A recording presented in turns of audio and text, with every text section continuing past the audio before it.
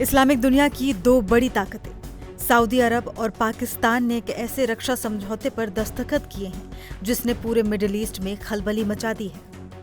ये तस्वीरें रियाद की हैं, जहां पाकिस्तान के प्रधानमंत्री शहबाज शरीफ और सऊदी क्राउन प्रिंस मोहम्मद बिन सलमान एक ऐतिहासिक रक्षा समझौते पर मुहर लगा रहे हैं।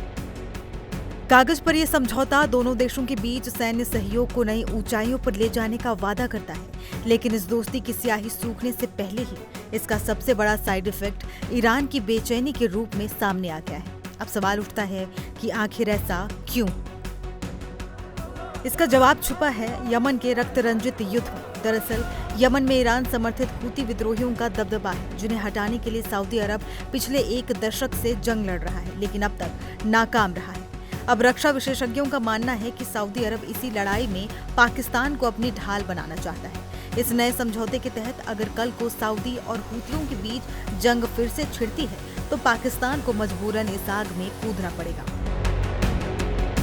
हालांकि ये कोई पहली बार नहीं है जब सऊदी ने पाकिस्तान को यमन के दलदल में खींचने की कोशिश की हो। साल 2015 में भी सऊदी ने ऐसी ही पेशकश की थी, लेकिन तब विपक्ष के नेता इमरान खान के कड़े विरोध के बाद तत्कालीन नवाज शरीफ सरकार ने अपनी सेना भेजने से इनकार कर दिया था। पाकिस्तान जानता है कि यमन में सऊदी का साथ देने का मतलब है सीधे सीधे ईरान से दुश्मनी मोल लेना।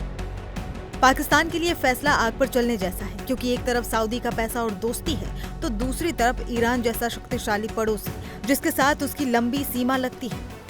और हाल ही के महीनों में सीमा पार आतंकवाद को लेकर तनाव भी चरम पर रहा है। ईरान इस रक्षा सौदे को अपने खिलाफ एक बड़ी घेराबंदी के तौर पर देख रहा है, खासकर ऐसे वक्त में जब पूरा मिडिल ईस्ट गाजा युद्ध और ईरान इजरायल तनाव के चलते बारूद के ढेर पर बैठा है। लेकिन इस कहानी में एक और दिलचस्प मोड़ भी है, और वो है भारत। एक तरफ सऊदी अरब पाकिस्तान के साथ एक पर हमला दोनों पर हमला वाला समझौता कर रहा है, तो वहीं दूसरी तरफ सऊदी के ही वरिष्ठ अधिकारी कह रहे हैं कि भारत के साथ उनके रिश्ते पहले से कहीं ज्यादा मजबूत हैं और वो इसे और आगे बढ़ाएंगे। यानी सऊदी अरब बड़ी चालाकी से एक साथ दो नावों पर सवारी कर रहा है। वो पाकिस्तान को अपनी सुरक्षा के लिए इस्तेमाल करना चाहता है, लेकिन भारत जैसे बड़े आर्थिक साझेदार को भी नाराज नहीं करना चाहता।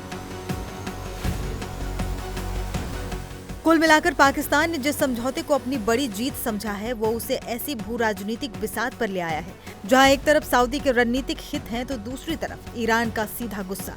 पाकिस्तान इस दोहरी चुनौती से कैसे निपटेगा, ये देखना बाकी है।